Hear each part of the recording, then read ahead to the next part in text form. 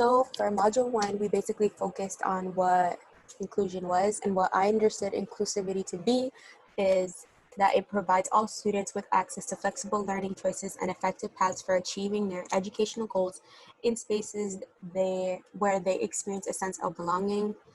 Inclusivity is both an academic and social emotional process, and it requires a multi-tier system of support, which we can see here on the right side. I think that is for you, but the SWIFT framework, where we see all those different systems of support for the student.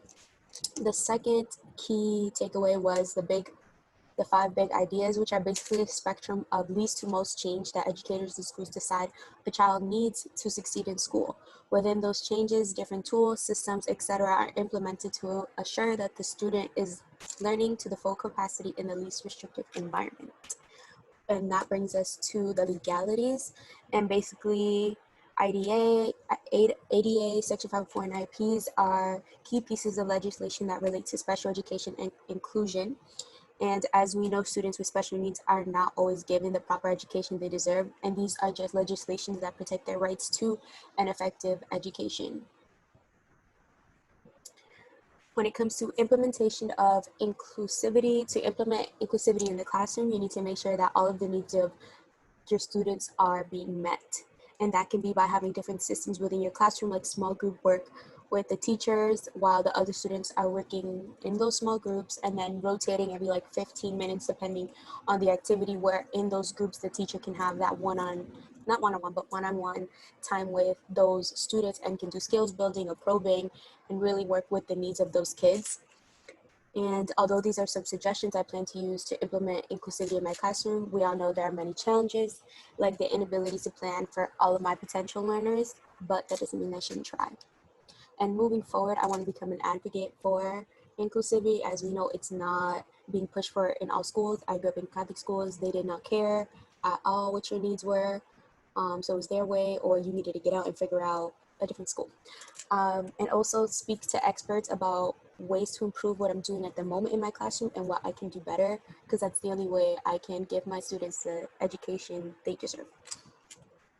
For Module 2, how can we design for all learners? The first key takeaway was UDL itself, and that's basically a set of principles that were made to offer every student an equal opportunity to learn, based on the idea that every person has their own unique and individual style. And individualization, which was another key takeaway, refers to instruction that is paced to the learning needs of different learners. Learning goals are the same for all students, but the students can progress through the material at different speeds according to their learning needs.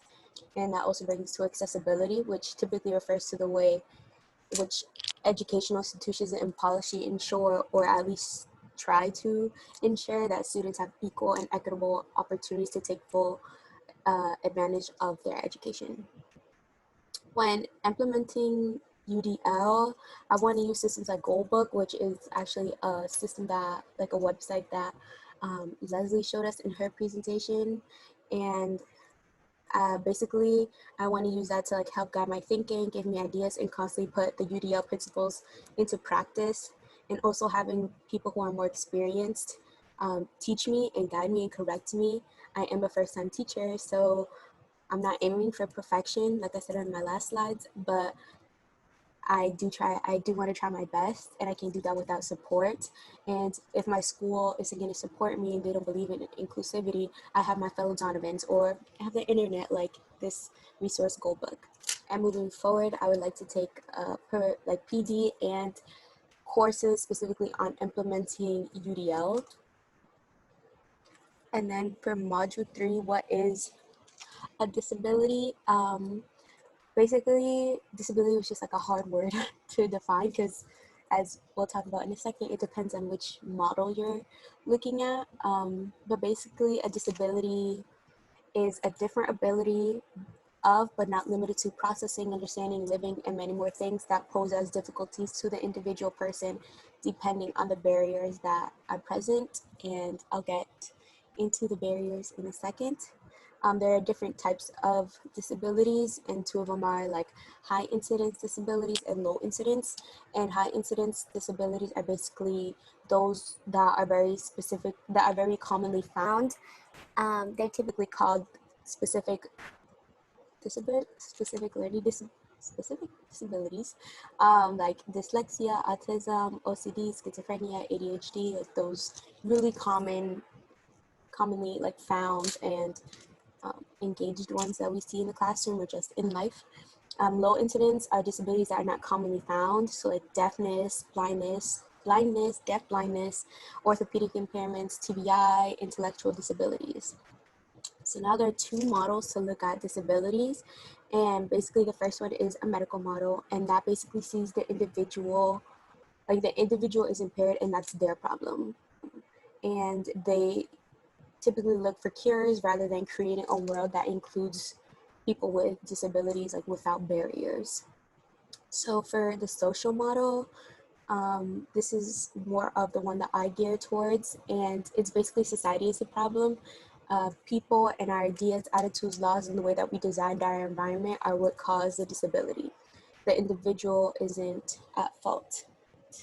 That brings us to the next key point, which is disabilities in society. So when looking at disability in society, we find that there is basically a single story about people with disabilities. You have to look a certain way, you have to overcome so much, and although they do have difficulties, many difficulties that they have to overcome, they're usually difficulties because of the society that we live in. It's not built for them, and we don't live in a world that is built or created for people with any shape, physical, mental, or intellectual ability can thrive without barriers. Just like Stella Young says in her TED Talk, um, it's they don't have barriers, people put barriers on them, and they're just trying their best. Basically, they're doing everything they can with their bodies, their minds, and whatever was given to them. And we as a society need to change the way we interact with, the way we interact and implement people, not implement, but integrate people with disabilities into our society. So moving forward, I would like to look at the societal implication of disability more closely, specifically when it comes to race, sex, social, economic status overall, and how it plays a part in diagnosing, access to services, and the criminalization of disabilities, and what I can do as a teacher to fix them. And this seems like basically after school, this is like law school, basically, honestly, I feel like, because there's a lot of legalities that go to this. And why it is the way it is. But that's what I want to do when it comes to disabilities and just the overall way that we view them as a society and how our views impact the way that they can live their lives. And what do all of these three themes and modules mean together?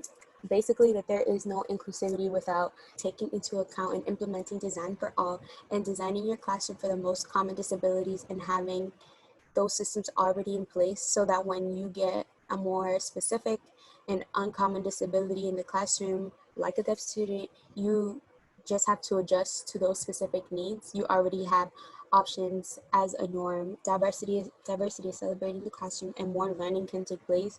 So basically, once you intentionally remove a lot of the barriers that we already see in education, when you get a specific student with who is deaf or something like that, you can put those systems in place specifically for that child without having to like break your head on how to do other things like giving them options, or just in general having options for all the students, and also just having to recreate the norm of there's a different person, they work, they function differently, okay, now let's get over it, now it's learned. It's like if that understanding is already there, it's not that big of a deal, and the student has a better chance of integrating themselves into the classroom socially. And like I said before, inclusivity is both social and academic. So yeah, that was my presentation. These are my resources. I hope you enjoyed. Thanks for class.